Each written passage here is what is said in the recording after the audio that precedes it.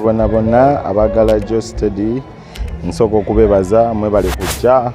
mwebale kubaawo eyakola posti eyasharinga eyateekako komenti eyayita munne yasasulira muganda we bazadde be mikwano gyange bakyali bange buli omu mwebaza betwakola nabo Mr. Balunywa Moviti Sauti Hub mwena mwebale okubaawo era ekintu twakikwasaganya Marina Apartments bonna bahaji bange nange kenyini maseka wamwe nembaweereza endongo bandi yange mwebale nnyo okukikuba cash events abaleeta ebyuma ebyo byali ebyakabi nnyo ne ba organizer mwena mwebale okubaawo abantu nti babanyidde abalala okugira ku budaala ne bukka wansi waliwo ennyonyi isima evuga obuntu ne bubajja wansi ne nze najja nomale najja nomo ne bakuba omuziki gwange kubanga nali nkimanyi nti bagala muziki so natandika na muziki era session yaffe twagitandika na nyimba nkadde nti oluusi abamu bwezibanga mpya osobola okubanga tonafuna bulungi muyimbi position ye ku stage paka bwajjanga agenda agattagatako ogenda okifunamu confidence. Uncle George, bingi byaba ku show yo era twawulidde nti nawe bakuyise owe statement. Alliance skin najja nakolawo obuvuyo nalwanagana ne MC Kati. MC Kati yali official MC wo oba teyali? Actually,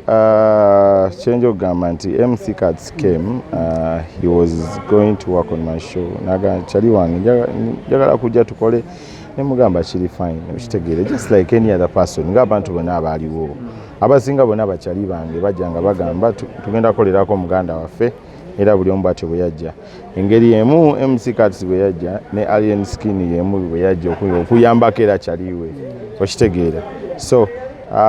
nze okukola statement era statement yange eri nti nze saabiraba bino ebintu mbitegeera maze kuyimba kubanga ndoza nava ku stage nengenda nkyusa engoye ngenda okudda nga Alien amala neninya ku stage kati sina nakinategeera wabula mba nakamala show ne bandaga simu era sisuubira nti omuntu omutuufu ow'okubuuza statement entuufu alina kuba Mr. Balunywa because ye yalina okumakinga sure nti buli kimu kitambula bulungi wabula ate nze saakitegeera wabula nkitegera yes nje tukoma okukula tuyiga nti okulwana oluusi si kwe kumalamu ensonga oluusi bwe mutuula wamu musobola okumala ensonga mu bulungi okitegeera so it is better to sit down and sort out issues. No one to blame. Tewali wakunenya wano wabula kyenje okugamba nti obutakanya bwe buzibu kati bwe tujja bokka okunenya okitegeera kubanga bino byonna tebyandibaddewo oli teyandigambye nti oba ono tajja oba ono teyandikutono akugamba nti kino okitegeera ate nga sijja nakugamba mbu are you fine wano obutakanya bwabwe buleeta mu show yo because it was no I can't be fine. Yes. I can't be fine because it is like my wedding. Naye ate at the end of the day bano baluganda bange mbakubira ne mbagamba baluganda kyeki storage biki era buli omu yagambye George ekyo tuli sore byatabuseemuko naye next time better which is